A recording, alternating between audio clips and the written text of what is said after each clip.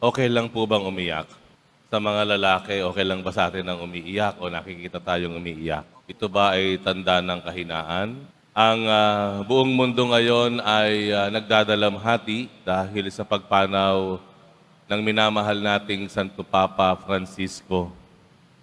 Lalo pa sa Pilipinas, ang sambayan ng Pilipino, hindi po nagtatagal nung nakaraan lamang 2015 ay marami po sa atin na nakasaksi kung papaano po tayo binisita ng ating minamahal na Yumaong Santo Papa Francisco. Isang biyahe na papuntang Pilipinas na matagal niyang inasam dahil nga doon sa sumapit na super typhoon sa atin na Yolanda noong 2013. Napamahal si Santo Papa Francisco sa atin, lalo pat naging malapit po siya sa mga Pilipino. Kinausap niya tayo at nakita natin yung kapakumbabaan niya nung makailan niyang sinasabi na ipanalangin niyo ako, pray for me. Sino po nasa UST nung pagtitipon ng mga kabataan noong kanyang pagbisita? Kung maaalala niyo po, umaga po ay bago siya pumunta sa Quirino Grandstand sa Luneta, ay nagkaroon muna ng encounter with the youth ang Santo Papa. Ito po ay ginawa sa UST grounds. Ayan. At palagay ko po, naaalala niyo po, yung 12 taong gulang na batang babae. Ang pangalan niya si Glycel Palomar. Naaalala niyo po iyon. Noong siya ay magsasalita at sasabihin niya yung pinractice niyang script, no? Na pakikipag-usap kay Santo Papa Francisco, doon siya sa entablado, ay bigla na lamang siyang napaiyak. Wala sa practice iyon. Alam ko po iyon dahil ako ay nasa likod niya. Kami po ay nakapila na magsasalita sa harapan ni Santo Papa Francisco, pero umiyak na po siya. Naalala niyo yung sinabi niya, yung tanong niya? Di ba yung tanong niya, bakit po naghihirap ang mga bata?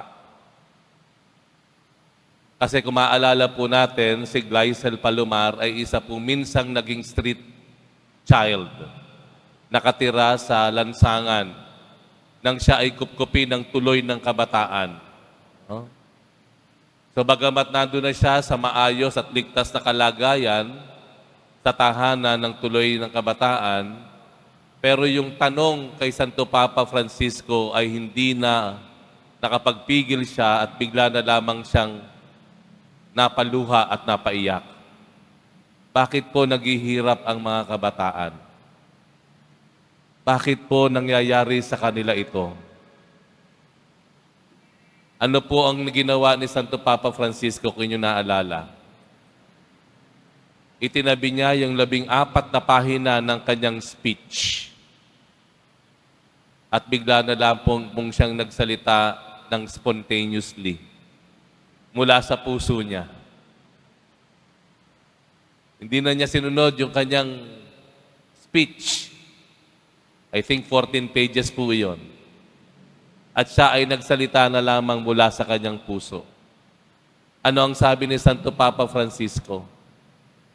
Ang sabi niya, malibang mahugasan ng ating mga mata ng ating mga luha, hindi natin makikita ang katotohanan ng nangyayari sa ating kapaligiran. Hindi natin makikita kung ano ang dahilan ng mga paghihirap o mauunawaan ng mga naghihirap. Maliban lamang mahugasan ang ating mga paningin, ang ating mga mata ng ating mga luha. At kung naaalala niyo, ang sabi pa niya, ang tunay na Kristiyano, marunong lumuha, marunong umiyak. Sa makatwid, ang sinasabi lamang po ni Santo Papa Francisco,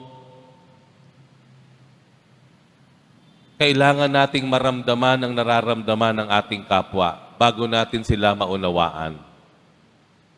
Hindi po pwedeng magkulong tayo sa isang imahe na matapang, hindi naaapektuhan, malakas. Hindi kailangang ikulong natin ang ating sarili o to maintain such image of a strong person. Sa panahon ngayon, kailangan natin maramdaman ang nararamdaman ng mga tao sa ating kapaligiran bago natin sila maunawaan. Sa Ebanghelyo, matutunghayan po natin yung salitang 2 beses inulit sa Ebanghelyo. Bakit ka umiiyak?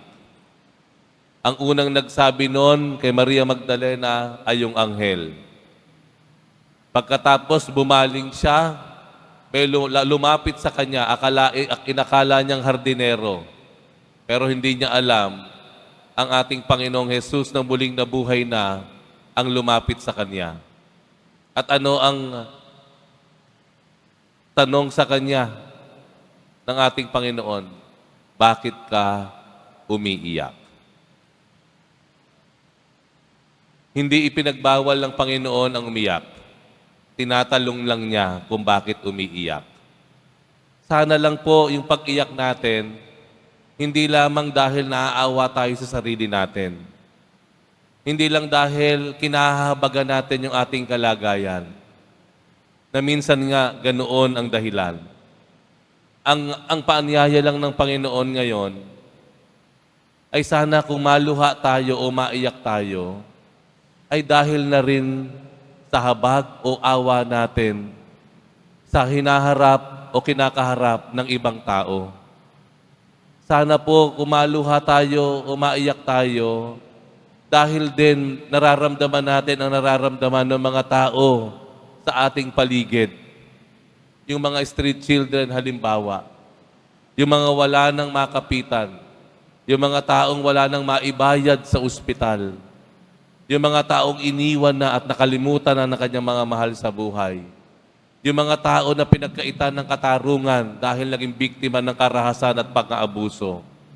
Yung mga magulang na wala nang maipakain sa kanyang mga anak at wala nang maibigay o magastos para itaguyod ang kanyang pamilya.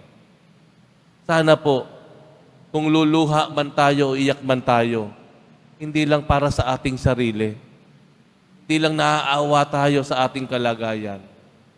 Kung hindi hayaan natin yung mga luha natin, hugasan hanggang maging malinaw ang ating mga mata na makita natin ang katotohanan sa nangyayari sa ating kapaligiran, sa ating kapwa.